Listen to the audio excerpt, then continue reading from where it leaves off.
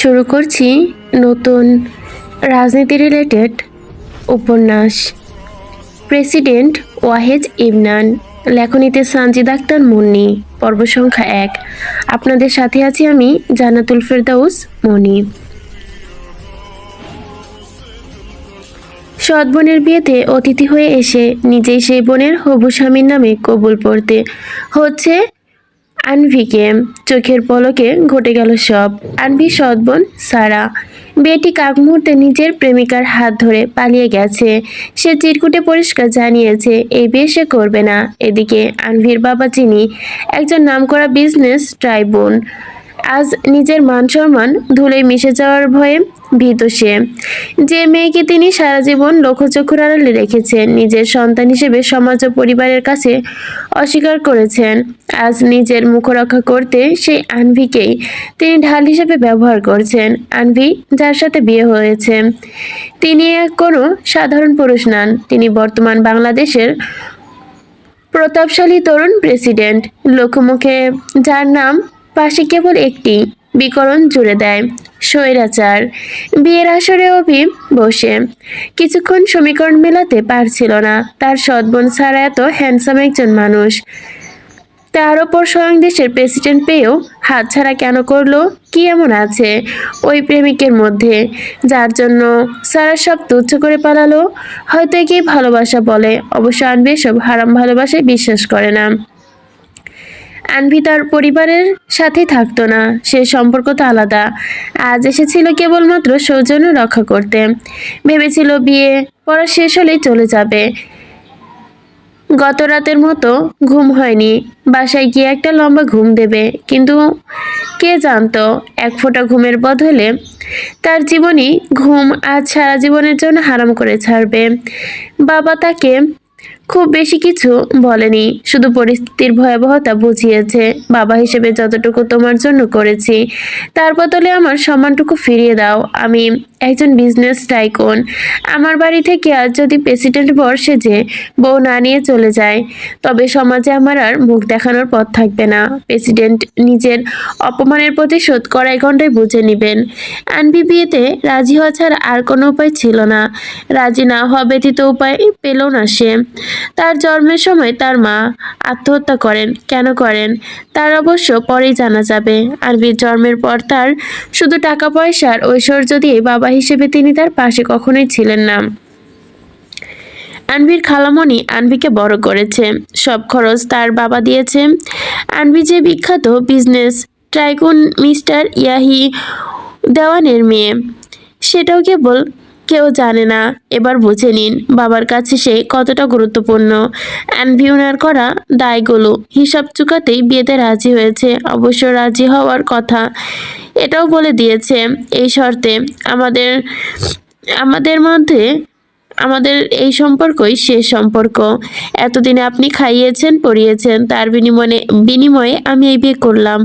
এবার এই বিয়ে যদি নাও টেকে।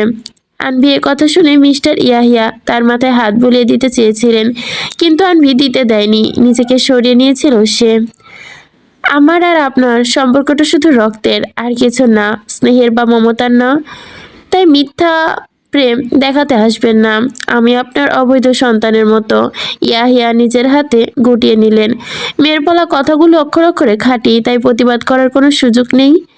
বিয়ে হওয়ার পর আনভি তার স্বামী অর্থাৎ প্রেসিডেন্ট ওয়াহেদ ইমরানের দিকে এক পলক তাকিয়েছিল। আনভি তার চোখে মুখে একরাশ রাগ আর শূন্যতা দেখছিল। এটাই তো স্বাভাবিক, তার মতো একজন মানুষকে কিভাবে রিজেক্ট করবে? তা কি কখনো ভাবা যায়? তার উপর চেনা নেই জানা নেই, দেখা হয়নি এমন একটি মেয়ের সাথে বিয়ে হয়ে গেল। আনভি ওয়াহেজকে আগে দেখেনি। আনভি বোরকা পরা অবস্থায় ছিল, চোখ মুখ ঢাকা। ওয়াহেজের মা, বোন, চাচি তাকে দেখেছেন এবং দেখার পরে বিয়েতে সম্মতি দিয়েছে। ওয়াহেজ হয়তো বিয়েতে রাজি ছিল না।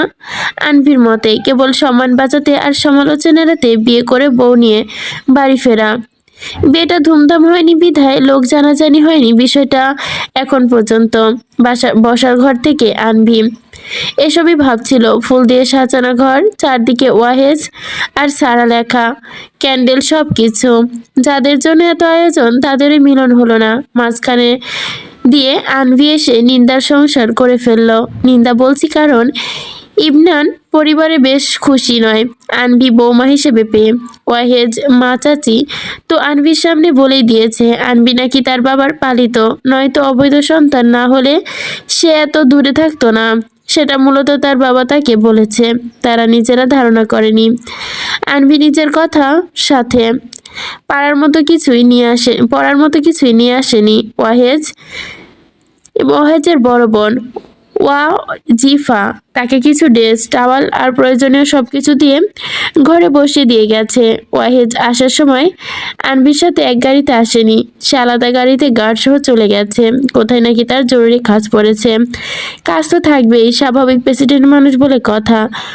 ওয়াজিফা তাকে যা দিয়ে গেছে পড়ার জন্য তা আনভির কাছে বেশ বেমানান। সে সবসময় লম্বা ফুল হাতা স্লিপির থ্রি পিসে অভ্যস্ত, অথচ তাকে দেওয়া হয়েছে শুধু কুর্তি সেট। আনভি অনেকক্ষণ বোরকা পরা অবস্থাতে অপেক্ষা করলো, যদি কেউ আসে তাহলে বলবে থ্রি পিস দিতে, কিন্তু না, কেউ এলো না। সত্যি বলতে তাকে নতুন বউ হিসেবে ততটা মূল্যায়ন করছে না কেউই। আনবি অপেক্ষার প্রহর গুনছিল, যখন দেখলো কেবল ভুল তার অপেক্ষা, তাই আর এক মুহূর্ত দেরি না করে ওয়াশরুমে গিয়ে কাপড় বদলে নিল।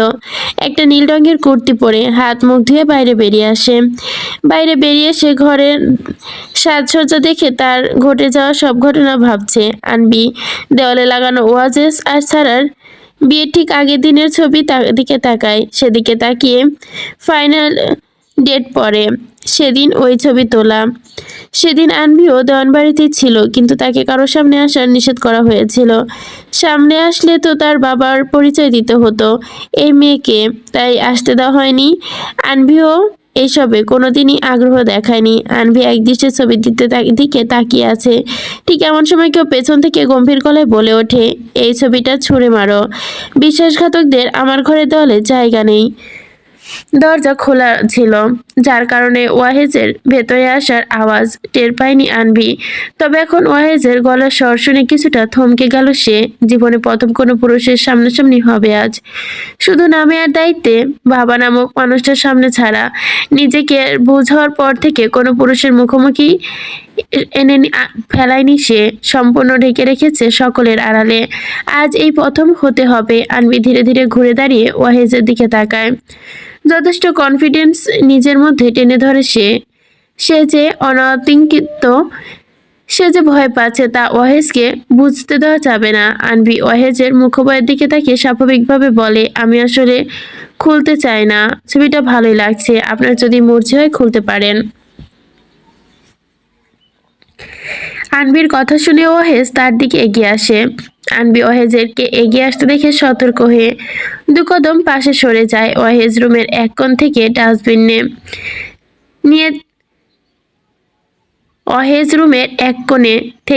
ডাস্টবিন নিয়ে দেওয়ালে লাগানো ছবি আর সারা ও তার নামে সবকিছু সব ডাস্টবিনে ভরে বেলকনির বাইরে টাস করে ফেলে দেয়। ওয়াহেজ বেশ শান্ত এবং সাবলীলভাবে এই কাজটা করলো, কোনো প্রকার রাগ বা ক্ষোভ ঝাড়ল না। আনভি তো ভেবেছিল ওয়াহেজ তো রাগ দেখাবে এখন, কিন্তু না, ওয়াহেজ তার উল্টো প্রতিক্রিয়া দিল। ওয়াহেজ ঘরে ফিরে আসতেই আনভি তাকে জিজ্ঞাসা করে, আচ্ছা একটা প্রশ্ন করব, কিছু মনে না করলে? ওয়াহেজ দাঁড়িয়ে গিয়ে আনভির দিকে তাকালো তীক্ষ্ণ দৃষ্টিতে। জি করো। তুমি করে বলছি, কারণ এখন তুমি মানে আমার জন্য তুমি আর কি। এক অদ্ভুত কথা শুনে আনভি মাথা নাড়িয়ে বলে, আচ্ছা সমস্যা নেই, বলুন। আমার প্রশ্নটা হলো, প্রথমত আমার মতো এমন একজন অচেনা মেয়েকে বিয়ে করা হলো, তার মধ্যে আসল যার সাথে বিয়ে হওয়ার কথা ছিল সে পালিয়ে গেল, আপনার কি রাগ হচ্ছে না? ওহে জানভির কথায় মুচকে এসে বলে, এমন তুচ্ছ বিষয়ে রাগ করা কি আমার সাজে? একটা দেশে দায়িত্বে আছি আমি, আর ঘরের এমন তুচ্ছ বিষয়ে রাগ করলে কি আমার হবে নাকি তুমি বলো? দেখি তো বুদ্ধিমতী মনে হচ্ছিল, বিষয়টা তুচ্ছ মনে হচ্ছে আপনার কাছে? এটা একটা বিয়ের বিষয়, আর এটা তুচ্ছ মনে হচ্ছে? ওয়াহেজ আনভির কথায় হাসে। হেসে তার দিকে এগিয়ে সে মাথা নিচু করে আনভির দিকে তাকায়। এই হয়েছে এক জ্বালা। আনভি লম্বায় 5 ফুট 3 আর ওয়াহেজ 6 ফুট। কাছ থেকে কথা বলার সময় মাথা নিচু করে কথা বলতে হয়। এখন আনভির দিকে ঠান্ডা চোখে তাকিয়ে আছে ওয়াহেজ। তুমি তো তুমি কি আমাকে বোকা ভাবছো? আমি তোমাকে চাল ধরতে পারিনি মনে করেছো? বিয়ে তো তোমাকে দেওয়ার কথা আমার কাছে, মাঝখানে তোমার বোনকে দেখানো, তারপর পালিয়ে যাওয়া, সবই তো তোমাদের নাটক। তুমি তোমার বাবার অবৈধ সন্তান, তোমাকে নিয়ে নিজের মেয়ে বলে সে ধুমধাম করে বিয়ে দিতে পারবে না, তাই এই খেলটা খেললো তোমার বাবা আমার সাথে। খেলেছো যখন তুমিও খেলেছো যখন ভালোই হয়েছে, কিন্তু মনে রেখো, বিয়ে যতই হোক, বউ কখনোই হতে পারবে না। আমি ওয়াহেজ ইবনান এমন বেঈমান নারীকে নিজের স্ত্রী হিসেবে কখনো স্বীকৃতি দেব না। আনভি কথাগুলো শুনে স্তব্ধ হয়ে দাঁড়িয়ে থাকে। তার কি বলা উচিত এখন? এমন কি বলছে ওয়াহেজ? সে আনভিকে কিভাবে বোঝাবে? এসবের কিছুই সে জানে না। আনভি অনেকক্ষণ চুপ থেকে ফিক করে হেসে ওয়াহেজের দিকে তাকায়। আমার ইমান নিয়ে কথা বলার অধিকার আপনার নেই। আমি এসবের কিছুই জানতাম না। ইভেন মিস্টার ইয়াহিয়া মানে সম্পর্কে যে শুধু আমার বাবা, তার সাথে আমার এসব নিয়ে কোনো কথা হয়নি। দাওয়াত পেয়েছিলাম, এসেছিলাম দোষ কাটাতে এসে দোষ সর্বাঙ্গে লেগে যাবে ভাবিনি। আপনার যদি মনে হয় আপনার ধারণা সঠিক, তাহলে আমাকে ডিভোর্স দিতে পারেন। আপনি ডিভোর্স দিলে আমি চিরতরে মুক্তি পাই বাবা নামক মানুষটা থেকে। এই পর্যন্ত ছিল পর্ব 1, এখন শুরু করছি পর্ব 2। আনভির কথায় কোনো উত্তর দেয় না ওয়াহেজ, উল্টো নিষ্প্রহ কণ্ঠে শুধু জানিয়ে দেয়, তুমি চাইলে সোফায় থাকতে পারো, কিন্তু আমার বিছানায় তোমার জায়গা হবে না। আনবির বিপরীতে কোনো প্রতিবাদ করে না, মুখ ফুটে একটি শব্দও করে না। নীরবে মেনে নিয়ে আলাদা একটা ব্ল্যাঙ্কেট হাতে তুলে চুপচাপ সোফায় শুয়ে পড়ে। সব যন্ত্রণা কষ্ট একপাশে রেখে নিদ্রায় ডুব দেয়। ঘড়িতে এখন রাত 4টে। আনভি নিজের অন্য কিছুর সাথে না আনলেও ফোনটার সাথে এনেছে। নিস্তব্ধতা ভেঙে তার ফোনটা বেজে ওঠে তাহাজ্জুদের অ্যালার্ম। রাতে ঘুমাতে দেরি হয় আজ, অ্যালার্মটা ইচ্ছে করে একটু দেরিতে দিয়েছে সে। অ্যালার্মের শব্দে চোখ মেলতেই অভ্যাসত বিড়বিড় করেও বলল, বিসমিল্লাহ। ঘুম থেকে উঠতে শরীর সায় দিল না। আনভি চোখের পাতায় আটার মতো যেন লেগে আছে ঘুম। তবু সে আড়ষ্টতা কাটিয়ে ঘুম জড়ানো চোখে উঠে দাঁড়ালো। অন্ধকারে কিছু সামনে দেখতে পাচ্ছে না। জায়নামাজে বসে আছে ওয়াহেজ। নামাজ শেষ করে আপন ধ্যানে মগ্ন হয়ে বসে আছে জায়নামাজে। আনবি জেগে ওঠার শব্দটা কানে যেতেই মনে মনে এক অদ্ভুত প্রশান্তি অনুভব করে ওয়াহেজ।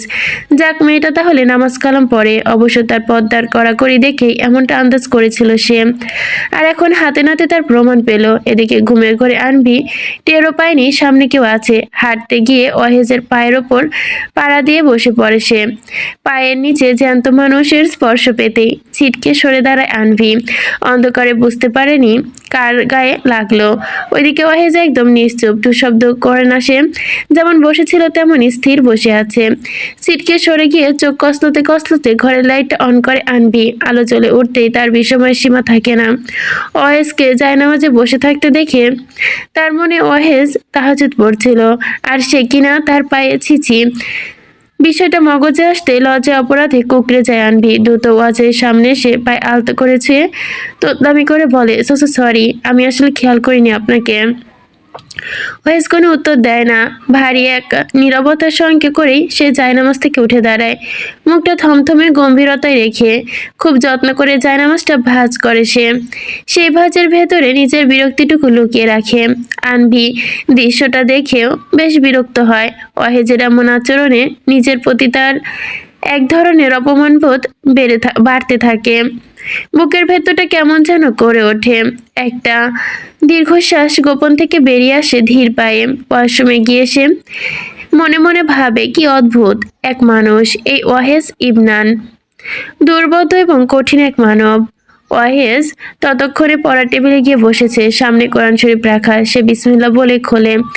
আনভি অজু সেরে এসে তেলাওয়াতের মুখ তোয়ালেতে মুখ মুছতে মুছতে চারপাশে চোখ বোলায়। সে জায়নামাজ খুঁজছে, মূলত ওটা ভাঁজ করা অবস্থায় রাখা সেই টেবিলটায়। সেখানে বসে ওয়াহেজ এখন কোরআন তেলাওয়াত করছে, প্রস্তুতি নিচ্ছে। আনভি ধীর পায়ে টেবিলের দিকে এগিয়ে যায়। এগিয়ে গিয়ে যেই না জায়নামাজ স্পর্শ করতে যাবে, অমনি ওয়াহেজ কোরআন শরীফ বন্ধ করে তীক্ষ্ণ ধমক দিয়ে ওঠে, ওই আলমারিতে আরেকটা আছে, ওইটাই হাত দিবেন না, খবরদার, আমার কোনো জিনিসে হাত দিবেন না। নিস্তব্ধ ঘরে হঠাৎ করে ধমকানিতে আনভি চমকে ওঠে, শরীরটা কেঁপে ওঠে তার।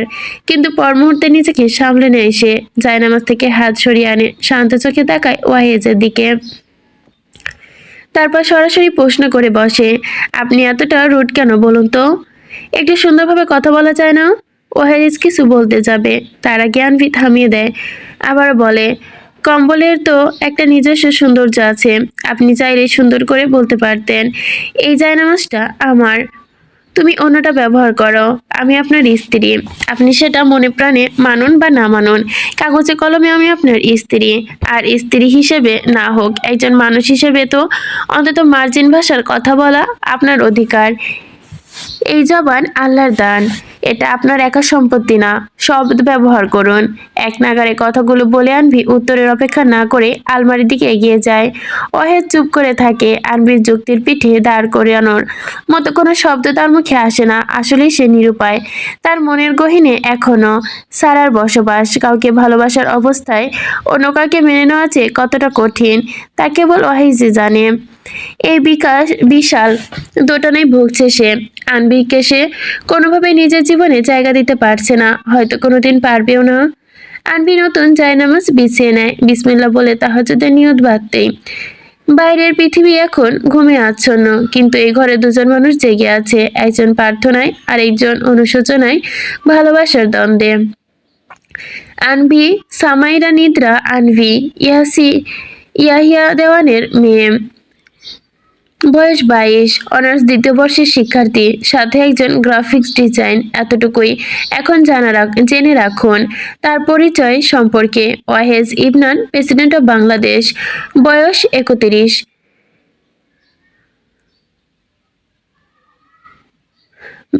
ভাই বোন তারা 3 জন। বড় বোন ওসফিয়া, তারপর ছোট বোন আয়রা, আর সে আনভির বয়সী। বাবা মিস্টার রেজওয়ান ইবনান, মা উষা খাতুন। সকাল গড়িয়েছে বেশ খানিকটা, হাতে একটা গাঢ় নীল রঙের দামি শাড়ি আর সিমসাম কিছু গয়না। ওয়াহেজের মা উষা ধীর পায়ে ছেলের ঘরের দিকে এগিয়ে আসেন। এখন ওয়াহেজ ঘরে নাই, সম্ভবত কালোই কোথায় বেরিয়ে গেছে। বিশাল ঘরটার এক কোণে সোফায় গুটিসুটি মেরে বসে আছে আনভি। তার করার মতো কিছু নেই, তাই অলস সময় কাটাচ্ছে ঝিমুয়ে ঝিমুয়ে। তাদের ঘরের সামনে এসে উষা দেখে দরজাটা খোলা। এ দেখে উষা প্রথমে একটু উকি দেয়, তারপর সতর্ক পায়ে ঘরে প্রবেশ করে। হঠাৎই শাশুড়িকে এমন দেখে আনভি তন্ডে টুটে যায়, ধরফড়ি এক লাফে উঠে দাঁড়ায়। তখনই উষা দেখে, কিছুটা বিচলিত হয়ে তড়িঘড়ি করে মাথার ওড়না টেনে নিয়ে ভীতু পায়ে এগিয়ে আসে তার দিকে আনভি। উষার মুখটা থমথমে হয়, ভীষণ ভারী হয়ে আছে তার মুখ ভয়াবহ। ওনার এই গম্ভীর মুখের দিকে তাকিয়ে আনভির বুকের ভেতরটা মোচড় দিয়ে ওঠে। যে স্পর্শে বুঝতে পারে ছেলের বউ হিসেবে এই নারী তাকে মন থেকে মেনে নেয়নি। সব বুঝেও সংকোচ কাটিয়ে আনভি সালাম দেয়, কিন্তু উষা সেই সালামের কোনো উত্তর নেয় না, বরং আনভির দিকে হাতে শাড়ি আর গয়না বাড়িয়ে দেয়। গম্ভীর স্বরে বলে, এই নাও, এগুলো পরে তৈরি হয়ে থাকো, আজ তোমার বান্ধবীরা তোমাকে দেখতে আসবে। চিন্তা করো না, এখানে কোনো পুরুষ থাকবে না। আনবি বাধ্য মেয়ের মতো মাথা নেড়ে নিল, জি আচ্ছা। উষা চলে যাওয়ার পর পা বাড়ায়, কিন্তু হঠাৎ থমকে দাঁড়ায়, তারপর ঘুরে দাঁড়িয়ে আনভির দিকে ছুড়ে দেয় একটি কঠিন অপমানজনক নির্দেশনা। শোনো, কেউ জিজ্ঞেস করলে তুমি বলবে, ইয়াহিয়া সাহেব তোমার এক আত্মীয়, তুমি ইয়াহিয়া সাহেবের এক আত্মীয়র মেয়ে, এতিম, তাই তিনি তোমাকে বড় করেছে। এটা বললাম কারণ সমাজের সামনে তোমার অবৈধ সন্তান বলে পরিচয় করিয়ে দিতে পারবো না। আর যাই হোক, আমাদের একটা সম্মান আছে, কথা বলে তিনি দ্রুত ঘর থেকে বেরিয়ে যায়। আন্টি পাথরের মতো ঠায় দাঁড়িয়ে থাকে। কারণগুলো কানের পর্দায় তীরের মতোই বিচ্ছে। অবৈধ সন্তান শব্দটা তার সত্তায় যেন আগুন ধরিয়ে দিচ্ছে। তবে কেন সবাই তাকে এভাবে বলে? সে তো অবৈধ নয়। কেন এই মিথ্যা ধারণা সবার মনে? হাতের শাড়ি আর গহনাগুলো একবার অবহেলা করে সোফায় ছুঁড়ে ফেলে আনভি। ঠিক তখন ওই সোফায় পড়ে থাকা ফোনটি কেঁপে ওঠে। স্ক্রিনে চলচল করছে এক অচেনা নাম্বার। অচেনা নাম্বার দেখে আনভি কৌতূহল নিয়ে ফোনটা রিসিভ করে কানে তুলতে ওপাশ থেকে ভেসে আসে ইয়াহিয়া সাহেবের গলা। তিনি জানতে চায়, সব ঠিক আছে তো?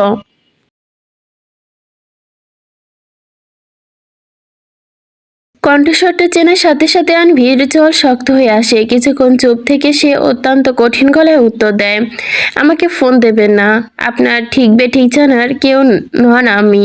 আপনি আমার ঠিক বেঠিক জানার কে? আপনি কোন অধিকারে ফোন দিয়েছেন? কাপুরুষ কোথাকার, ফোন রাখুন। এটা বলা মাত্রই ওপাশ থেকে ইয়াহিয়া সাহেব রাগান্বিত স্বর ভেসে আসে, অদ্ভুত আচরণ, কেমন করছো তুমি আনভি?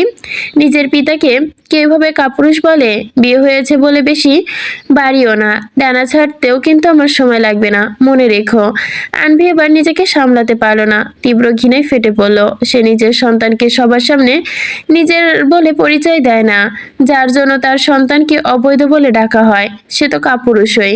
আর কি করবেন আপনি? কি করার বাকি রেখেছেন আমার জীবনে? নিজের দাপটে নিজের কাছে রাখুন মিস্টার দেওয়ান। সীমা ছাড়িয়ে যাচ্ছ তুমি আনভি। শুক্রিয়া আদায় করো যে প্রেসিডেন্ট পরিবারে তোমার বিয়ে হয়েছে, সেটাও আমার জন্য। এত বড় পরিবারে গিয়েছ। আনভি তাকে থামিয়ে দিয়ে বিদ্রুপের হাসি এসে বলল, হ্যাঁ আদায় করছি, খুব করে আদায় করছি। আপনি যেমন ঠিক তেমনই একটা পরিবারে দিয়েছেন আমাকে। যার জন্য যার সাথে বিয়ে দিয়েছেন সে তো আমাকে বউ হিসাবে মানেই না। আপনার মতোই জানোয়ার কেন আমার বাবা হলো আমি ভেবেই পাই না। বাবারা নাকি সন্তানকে অনেক ভালো চায়, অথচ আমার বাবা সবসময় আমার খারাপ চেয়ে এসেছে, এমনকি আমার জীবনটাও বৃথা করে দিয়েছে। এভাবে বলে আর কোনো কথার সুযোগ না দিয়ে ফোনটা সজোরে কেটে দিল। ফোনের স্ক্রিনটা নিভে যায়, কিন্তু তার ভেতরে আগুনটা দাউ দাউ করে জ্বলছে। এই কথোপকথনে যদি তৃতীয় কোনো ব্যক্তি শুনে, তবে নির্দ্বিধায় আনভিকে বিয়াদব বা উদ্ধত বলতেই রাজি হতো। কিন্তু কেউ যদি তার বাবার সম্পর্কের পেছনের ইতিহাস জানতো, তবে সে দীর্ঘশ্বাস ফেলতো, বলতো, বাবা যে কারো এমন না হয় আর। ফোনটা কেটে আনভি বিরক্তি নিয়ে বিছানায় রাখা শাড়ি, চুড়ি আর গহনার দিকে তাকালো। এসব সাজসজ্জা তার একদমই পছন্দ না, বরং একাধারে অস্বস্তি কাজ করছে এগুলো দেখে। তাও উপায় নেই। আনভি শাড়ি, ব্লাউজ আর পেটিকোট হাতে নিয়ে কাপড় বদলানোর কক্ষে যায়। পেটিকোট আর ব্লাউজ কোনো মতে গায়ে চড়ালেও বিপত্তি ঘটে শাড়ি নিয়ে। জীবনে কখনো শাড়ি পরেনি, নিয়মকানুন জানে না। অগত্য ফোনটা হাতে নিয়ে ইউটিউবে গিয়ে শাড়ি টিউটোরিয়াল অন করে। ভিডিওর নির্দেশনায় অপ্রাণ চেষ্টা করছে শাড়ি কোমরে পেঁচানোর। আঁচল মেঝেতে পড়ে লুটোপুটি খাচ্ছে। আনভি আয়নার সামনে দাঁড়িয়ে গভীর মনোযোগ দিয়ে শাড়ি কোমরে পেঁচাতে ব্যস্ত। দরজা হুক যে লাগানো হয়নি সেদিকে তার খেয়াল নেই। ঠিক সে সময় কোনো নক করা ছাড়াই দরজা ঠেলে রুমে প্রবেশ করে ওয়াহেজ। ভিতরে পা রাখতেই তার পায়ের গতি কমে যায়, চোখ আটকে যায় সামনের দেশে। গাঢ় নীল পেটিকোট আর ব্লাউজ পরিহিত আনবি আয়নার সামনে দাঁড়িয়ে। শাড়ি গায়ে জড়ানো নেই। আনবি ধবধবে ফর্সা মেয়েধীন পেট আর পিঠ স্পষ্টভাবে ওয়াহিজের চোখের সামনে। এত কাছে দাঁড়িয়ে থাকায় আনবি নাভির পাশের ছোট্ট তিলটাও তার নজর এড়ালো না। আনবি আয়নায় ওয়াহিজকে দেখে চমকে গেছে, জমে গেছে যেন একদম বিদ্যুৎ স্পৃষ্টের মতো। দুজনেই কিংকর্ত বিমূঢ় হয়ে একে অপরের দিকে তাকিয়ে কয়েক মুহূর্ত। সৎবিম্ব ফিরতেই আনভি মেঝেতে পড়ে থাকা শাড়ির আঁচল তুলে কোনো মতো গায়ে জড়াতে আর্তনাদ করে ওঠে, আস্তাগফিরুল্লাহ, নাউজুবিল্লাহ। আল্লাহ আমার সব দেখে নিল। আল্লাহ তুমি এনার স্মৃতিশক্তি কেড়ে নাও। আনভি চিৎকারে ওয়াহেদ যেন ঘর থেকে ফিরে আসে, ঝটফট উল্টে ঘুরিয়ে দাঁড়িয়ে বিড়বার করে ওঠে, নাউজুবিল্লাহি মিনাশ শয়তানির রজিম। আল্লাহ তুমি কি দেখাইলা আমায়? সিসি সিসি তো করতেছেন, কিন্তু পরক্ষণে তার মনে অবিচল কোনো যেন আওয়াজ এসে, কি সুন্দর দৃশ্য ছিল এটা। ওয়াহেজের পায়ের তলা কাঁপছে। ইস, এটা তার দেখা উচিত হয়নি। না, একদমই ঠিক হয়নি। সে তো ভেবেছিল আনভি হয়তো ঘরে নেই, নিচে আছে, তাই কোনো প্রেস মিনিটের মিটিংয়ের জন্য বের হওয়ার জন্য রেডি হতে ঘরে এসেছে। ওইদিকে আনভি লজ্জা সংকোচে মাটিতে মিশে যাচ্ছে, তার হাত পা ঢট্টর করে কাঁপছে। মনের ভেতর অজানা ভয় দানা বাঁধতে ওয়াহেজ কি তাকে ডিভোর্স দেবে? যদি দেয় তাহলে তো আনভি আসল মাহারামের হক নষ্ট হয়ে গেল। ওয়াহেজ তো তার মারহাম, কিন্তু এভাবে খোলামেলা অবস্থায় তাকে দেখে ফেললো। আনভি প্রচণ্ড ডিপ্রেশনে পড়ে যায়। যে মেয়ে কখনো পরপুরুষের মুখোমুখি হয়নি, তার এই অবস্থা। মনটা আনচান করে উঠল, তবুও অনেক কষ্টে শাড়িটা কোনো মতে জড়িয়ে আনভি ধীর পায়ে ঘর থেকে বেরিয়ে আসে। মনে মনে দোয়া করে যাতে ওয়াহেজের সামনে না পড়ে। কিন্তু রুম থেকে বের হতে দেখে ওয়াহেজ ফ্রেশ হয়ে ওয়াশরুম থেকে বেরিয়ে আসছে। ভাগ্যিস তাহলে টাওয়ালে পরে নয়, টি শার্ট আর ট্রাউজার পরেই বের হয়েছে। আনভিকে দেখে ওয়াহেজ এদিক ওদিক তাকাতে শুরু করে। কি ভীষণ লজ্জা! এখন সে কিভাবে আনভির দিকে তাকাবে? আনভিও লজ্জায় চোখ তুলে তাকাতে পারছে না। দুজনের হৃৎপিণ্ডর শব্দ শোনা যাচ্ছে। এক পর্যায়ে নীরবতা ভেঙে ওয়াহেজ জোরে একটা অস্বস্তিকর শ্বাস ছেড়ে নিয়ে নিজেকে সামলে নিয়ে বলে, লিসেন্স, এটা একটা মিস্টেক, আমাদের এটা ভুলে যাওয়া উচিত। ওয়াহেজের কথায় আনভি সামান্য সাহস পায়, চোখের পাতা ঝাপটি আমতা আমতা করে বলে, জি জি ঠিক আছে, তবে এরপর নক করে ঢুকবেন, এভাবে হুটহাট করে রুমে প্রবেশ করবেন না। ওয়াহেজ মাথা নেড়ে সায় দেয়, তুমি দরজা লক করে রেখো। কথাটা বলে ওয়াহেজ দ্রুত পায়ে রুম থেকে বেরিয়ে যাওয়ার জন্য পা বাড়ায়, কিন্তু দরজায় চোখাটে গিয়ে তার পা থেমে যায়। মন মানছে না। একটিবার আনবিকে দেখার প্রবল ইচ্ছা জাগে, পিছু টানে। নিজের ইচ্ছায় প্রাধান্য দিয়ে ওয়াহেজ পিছু ঘুরে আনবির দিকে তাকায়। নীল রঙের শাড়িতে আনবিকে আজ অপরূপা নিরুপমার মতো লাগছে। অসাধারণ সুন্দর লাগছে তাকে। ইস, এমন একটা সুন্দর মানুষ ঘরে রেখে কিভাবে ওয়াহেজ নিজের দৃষ্টিকে সংযত রাখছে। আনভির থেকেও বেশি সুন্দর লাগছে আনভির চুল। ওয়াহেজ এই প্রথম খেয়াল করলো আনভির চুল এত লম্বা, ঘোলা চুলগুলো পায়ের গোড়ালি ছুঁই ছুঁই, ঘন কেশরাশি। এমন চুল ওয়াহেজ বাস্তবে কখনো দেখেনি। তবে তার জানা আছে এই চুল সম্পর্কে। বিজ্ঞানের ভাষায় এটিকে অ্যানালেস ফেজ বা দীর্ঘস্থায়ী রূপ। এটি কোনো জাদুকরী বিষয় না, বরং জেনেটিক্সলি বিরল খেলা। আর বিশ্বের মোট জনসংখ্যার 1%-এরও কম মানুষেরই এমন লম্বা চুল হয়। ওয়াহেজ মুগ্ধ হয়ে তাকিয়ে আছে কিছুক্ষণ আনভির পানে। ওয়াহেজ নিজের দিকে এভাবে হা করে তাকিয়ে আছে দেখে আনভি ভুরু কুঁচকে ক্ষীণ দৃষ্টিতেই তাকায়। আনভি যেই তাকিয়েছে, ওয়াহেজের ধ্যান ভাঙে। অপ্রস্তুত হয়ে সে তড়িঘড়ি করে ঘর থেকে বেরিয়ে যায়। তার ভীষণ তাড়া। নাস্তা করে প্রেস মিটিংয়ে ছুটতে হবে। এসব রোমান্টিকতায় মজা থাকলে চলবে না। প্রেস মিটিংয়ে বসে আছে ওয়াহেজ। কনফারেন্স রুমটা গিজগিজ করছে সাংবাদিক আর ক্যামেরার ফ্ল্যাশে। বাতাসের ভারী ভাব বুঝিয়ে দিচ্ছে পরিস্থিতি কতটা থমথমে। গত রাতে অর্থাৎ তার বিয়ের রাতে সে এক অধ্যাদেশ জারি করেছে, যার মধ্যে সারা দেশে টিকটক, ফেসবুক, ইনস্টাগ্রাম, টুইটার এবং ইউটিউব নিষিদ্ধ করা হয়েছে। তার বদলে চালু করা হয়েছে দেশীয় প্ল্যাটফর্মে বাংলাদেশ কন্টেন্ট।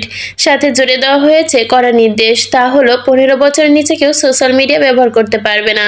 তার ভাষ্যমতো এর একমাত্র উদ্দেশ্য ডেটা বা তথ্য নিরাপত্তা, অর্থাৎ নিজেদের দেশে তথ্য নিজেদের কাছে রাখা। কিন্তু হুজুগে বাঙালি কি আর তার প্যাচ এত বোঝে? তারা ভালো মন্দের হিসাব কষাচ্ছে, আবেগে ভেসেছে বেশি পছন্দ করে। তাই তো দেশ জুড়ে শুরু হয়েছে আন্দোলন, জ্বালাও পোড়াও, মারো কাটো, সরকার নামাও। পরিস্থিতি সামাল দিতেই আজ স্বয়ং প্রেসিডেন্ট মানে ওয়াহেজ এসেছে মিডিয়ার মুখোমুখি বসতে। সাংবাদিকরা উত্তেজিত হয়ে ফুটে পড়েছে একের পর এক প্রশ্ন আর অভিযোগে তীর ছুড়ছে ওয়াহেজের দিকে। মিস্টার ওয়াহেজ, এটা কি বাক স্বাধীনতার হস্তক্ষেপ না? তরুণ প্রজন্ম কি তবে বিশ্ব থেকে বিচ্ছিন্ন হয়ে যাবে? জনগণ কি এই সিদ্ধান্ত মেনে নিয়েছে? প্রশ্নবাণে জর্জরিত মঞ্চ, অথচ ওয়াহেজ অদ্ভুত রকম শান্ত। শান্তি নিয়ে যেন বসে আছে সে। তার চোখে মুখে কোনো ভাবান্তর নেই। সে শুধু মাথা নেড়ে সবার কথা শুনছে, প্রতিটি অভিযোগ মনোযোগ দিয়ে হজম করছে। ঘণ্টাখানেক ধরা চলা অভিযোগ আর প্রশ্নের ঝড় যখন কিছুটা থিয়ে আসে, তখনই নড়ে চড়ে বসে ওয়াহেজ। এতক্ষণ ধরে সবার সব কথা বিশেষজ্ঞর মতো বুঝে গেছে সে। হলরুমটা হঠাৎই পিনপত নীরবতায় ডুবে যায়, সবার অধীর আগ্রহে অপেক্ষায় প্রেসিডেন্ট ওয়াহেজের জন্য। ওয়াহেজ ধীর শীষ ভঙ্গিতেই মাইকটা নিজের দিকে টেনে নেয়। তার দৃষ্টি এবার পুরো ঘরটা স্ক্যান করে নেয়। তারপর ভরাট ও গম্ভীর গলে সে বলতে শুরু করে, বিসমিল্লাহির রহমানির রহিম। আসসালামু আলাইকুম প্রিয় দেশবাসী, আপনারা জানেন যে আমি আজ এখানে। গতকাল আমার কলমের একটা খোঁচায় বাংলাদেশ থেকে ফেসবুক, টিকটক, ইউটিউব, টুইটারের মতো তথাকথিত ডিজিটাল আফিম নিষিদ্ধ করেছি। আর তাতেই আপনাদের রাতের ঘুম হারাম হয়ে গিয়েছে, তাই না? রাস্তায় নেমেছেন, গলার রগ ফুলিয়ে আমার মুন্ডুপাত করুন, যত গালিগালাজ দিবার দিন। কিন্তু মনে রাখবেন, বিষ নামাতে গেলে শরীরে একটু জ্বালাও পোড়াও করবেই। এই জ্বালাও পোড়াও সুস্থতার লক্ষণ। আপনারা আমাকে জিজ্ঞাসা করেছেন, কেন এই নিষেধাজ্ঞা, কেন এই কঠোরতা? আমি পাল্টা প্রশ্ন করছি, আমরা কি ভিখারি? আমাদের কি নিজস্ব কোনো সক্রিয়তা নেই? কেন আমাদের জনগণের ডেটা, আমাদের রাষ্ট্রের গোপন তথ্য ভিনদেশি সার্ভারে জমা থাকবে? আমরা নিজেদের মেধা দিয়ে কেন নিজেদের প্ল্যাটফর্ম দাঁড় করাচ্ছি না? তখন অন্যের দোরগোড়ায় কেন গোলামি করব? দাসত্বের শিকার ভাঙলে শিকল থেকে কষ্ট আর হবে না। আমি জানি যুগ যুগ ধরে বিদেশি অ্যালগোরিদমের দাসত্ব আমাদের মগজে ঢুকে আছে, কিন্তু এই শিকল আমরা রাখবো না। আপনারা অহেতুক কিসের জন্য ক্ষিপ্ত হচ্ছেন? আমি কি সবকিছু নিষেধাজ্ঞা করে আপনাদের অন্ধ করে দিয়েছি? না, আমি আপনাদের হাতে তুলে দিয়েছি বিকল্প। সেই বিকল্প ব্যবহার করুন। আমরা তৈরি করেছি একেবারে নতুন নিজস্ব একটি অনলাইন ওয়ান সুপার প্ল্যাটফর্ম, যার নাম বাংলাদেশ কানেক্ট।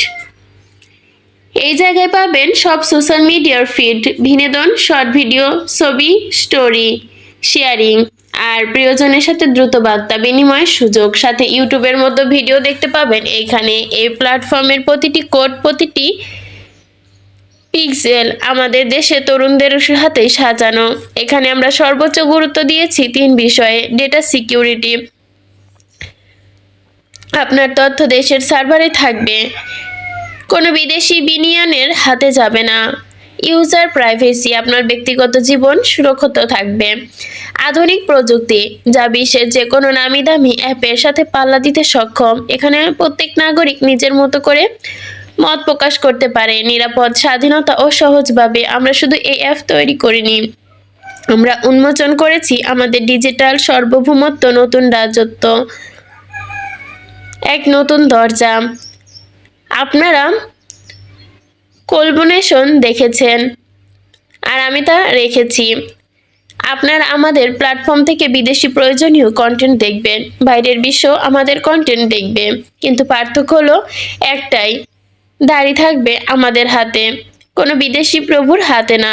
এবং আমরা আরেকটি কথা স্পষ্টভাবে শুনে রাখুন, আমি 15 বছর নিচে কোনো শিশুকে ডিজিটাল স্ক্রিনে আসক্তি হতে দেব না। আমাদের নতুন প্ল্যাটফর্মে একজন ব্যক্তি একেবারে বেশি অ্যাকাউন্ট খুলতে পারবে না, এবং শর্ত একটাই, বয়স হতে হবে 15-র ঊর্ধ্বে। জাতীয় পরিচয়পত্র বা জন্ম নিবন্ধন যাচাই করে কেবল প্রবেশধারী মিলবে। আপনারা আন্দোলনে নেমে 15 বছর নিচে বাচ্চাদের জন্য কেন সোশ্যাল ব্যান করেছি সে কথা বলছেন। এবার ওদের দিকে তাকান, কি বানিয়েছেন আপনারা ওদের? বিশ্বের অন্য প্রান্তে যখন কিশোররা ল্যাবরেটরিতে বসে মঙ্গল গ্রহে যাওয়ার ছক করছে, তখন আমাদের দেশের বেশিরভাগ কিশোররা রিলস বানিয়ে কোমর দোলাচ্ছে। স্ক্রিজ কন্টেন্ট গিলতে গিলতে ওদের মগজ পুঁজ বেরোচ্ছে। ওদের রোবট বানাবেন কি? ওরা নিজেরাই নিজেদের মগজ রোবট করে দিচ্ছে দিনের পর দিন। আমি এই আত্মঘাতী প্রজন্ম মেনে নিব না। স্কুল ব্যাগ ফেলে হাতে স্মার্টফোন নিয়ে যারা দেশ ও সমাজের গোল্লায় দিচ্ছে, তাদের প্রশ্রয় কেন দিব? ছাত্ররা টেবিলে থাকবে, মাঠে থাকবে, ফোনের স্ক্রিনে নয়, রিলের স্ক্রিচে করতে করতে তারা বড় হবে, আর একটু বড় হয়েই দেশ থেকে পালানোর ধান্দা করবে। আর দেশে থাকলে চুরির ধান্দা। এই কালচার আমি শেকল সহ উপড়ে ফেলবো ইনশাল্লাহ। আপনারা আমাকে স্যালুট দেবেন কি উল্টো চোখ রাঙাচ্ছেন? শুনে রাখুন, আমি ওয়াহেদ ইমরান সেই শাসক নই যে আপনাদের হাততালির আশায় দেশের সার্বভৌমত্ব বিক্রি করে দিব। বিশ্ব কি করছে তাকে আমার কিছু যায় আসে না। বিশ্ব গোল্লায় যাক, আমি আমার দেশকে বাঁচাতে যা প্রয়োজন হবে সেটাই করব, আর কারো দলে নাচবো না। আমরা আমাদের তালেই নাচব। বিকল্প দিয়েছি, সেই দেশের প্ল্যাটফর্মে আসুন। বাংলাদেশ কানেক্টেডে আসুন। সেখানে শৃঙ্খলতা আছে, দেশপ্রেম আছে, আমাদের মাটির সুর আছে। যারা এই সিদ্ধান্তের বিরুদ্ধে বাক স্বাধীনতা বলি আড়ালেন রাস্তায় নামার সাহস দেখাচ্ছেন, তাদের আমি স্পষ্ট সাবধান করে দিচ্ছি, এটা কোনো রাজনৈতিক খেলা না, এটা অস্তিত্বের যুগ। আন্দোলনে নেমে যদি কোনো অরাজকতা করতে আসেন, তবে মনে রাখবেন আমি যেমন গড়তে জানি তেমন ভাঙতেও জানি।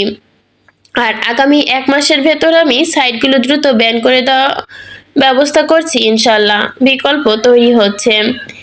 This is Wahej Ibnan, president of Bangladesh. আমি কোনো কৈফিয়ত দিতে আসিনি, আমি কালচার বদলাতে এসেছি। আজ থেকে তা নিষিদ্ধ, তা নিষিদ্ধই, দেশের মাটি এবং মানুষের মঙ্গলের জন্য নিষিদ্ধ। এই নিষিদ্ধ পাথরের ওপর খোদাই করে আমার নাম মুছবে না। জেগে উঠুন, দাসত্বের জিঞ্জার ছেড়ে দিন। বাংলাদেশ জিন্দাবাদ। উত্তর দিতে গিয়ে ওয়াহেজ বেশ খানিকটা সময় নিয়ে প্রতিটি শব্দ মেপে মেপে ছুড়ে দেয়। তার বচনভঙ্গি এমন ছিল যা মুহূর্তের মধ্যে উপস্থিত জনতার রক্ত গরম করে দেওয়ার জন্য যথেষ্ট।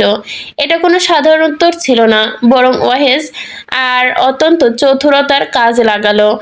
বিশাল এক জনশক্তি নিচে পক্ষে টানার জন্য এক শক্তিশালী বক্তব্যের চেয়ে আর কোনো কড়া হাতিয়ার হতেই পারে না। নিজের বক্তব্য শেষ করে অত্যন্ত আত্মবিশ্বাসের সাথে ঘোষণা করে, আমি আমার পক্ষ থেকে সবকিছু পরিষ্কার বুঝিয়ে দিলাম। এখন এটা মানা না মানা সেই সিদ্ধান্ত সম্পূর্ণ আপনাদের ওপর। তবে এইটুকু নিশ্চিত থাকুন, আমি আপনাদের ভালোই চাই। আশা করি সবাই নিজের উত্তর পেয়ে গেছেন। আসসালামু আলাইকুম। এইটুকু বলেই ওয়াহেজ তার কনফারেন্স শেষ করে। তার মধ্যে কোনো তাড়াহুড়ো নেই, চোখে মুখে দুশ্চিন্তা লেশমাত্র নেই। সে ধীর স্থিরভাবে সিট থেকে উঠে দাঁড়ালো এবং বডিগার্ডদের করা নিরাপত্তার ভেতরে অত্যন্ত স্বাভাবিক ভঙ্গিতে স্টেজ ত্যাগ করলো।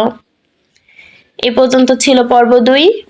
যদি আপনাদের গল্পটা ভালো লাগে হয়তো বা কন্টিনিউ করব, আর নয়তো ওই যে প্রেমের বাজিমতের মতো এটাও এখানেই ক্লোজ। আশা করি সবার ভালো লাগবে। এতক্ষণ সাথে থাকার জন্য ধন্যবাদ সকলকে।